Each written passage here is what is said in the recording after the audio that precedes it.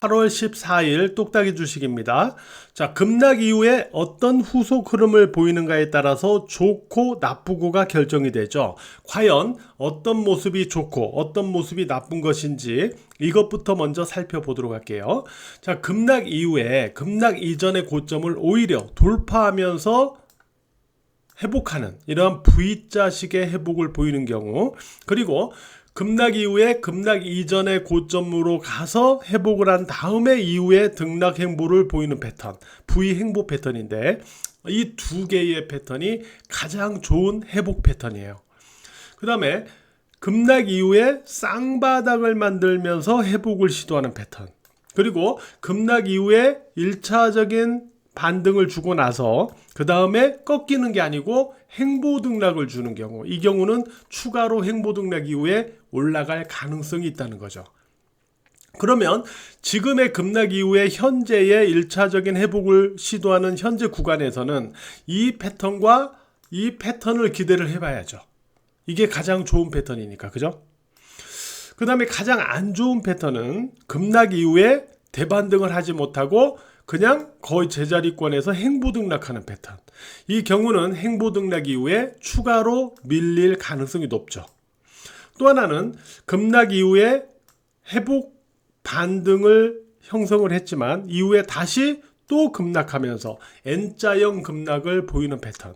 이 두 개 패턴이 또 가장 안 좋은 패턴이에요.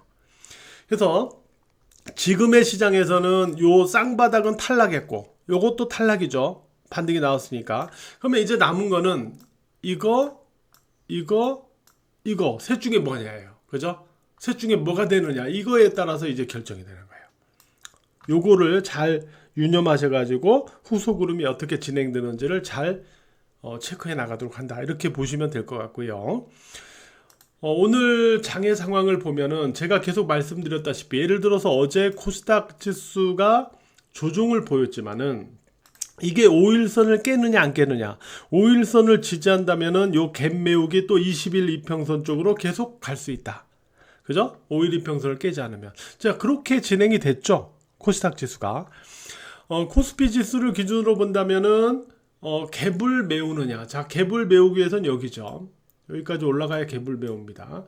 또 21선하고 거의 이제 접근되는데, 그래서 이쪽으로 추가로 계속 접근하는 그런 모습을 보여주고 있는 거죠. 5일 이평선 위에서.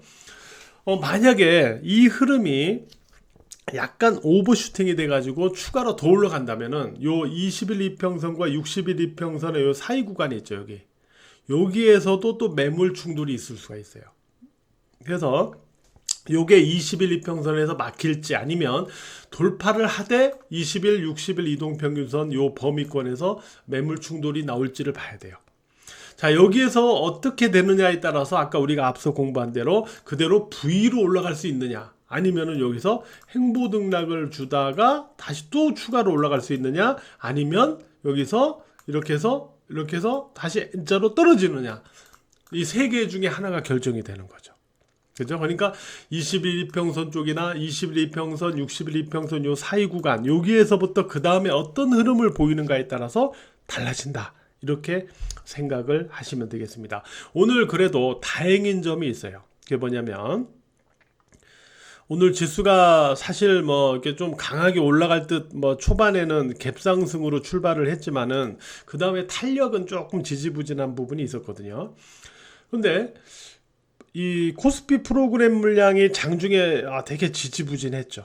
요게 이제 지수의 탄력을 조금 둔화시키는 원인으로 작용을 했는데, 근데 보시는 대로 장 후반 쪽에서 매수 쪽으로 확 들어올렸어요. 확 들어올렸죠.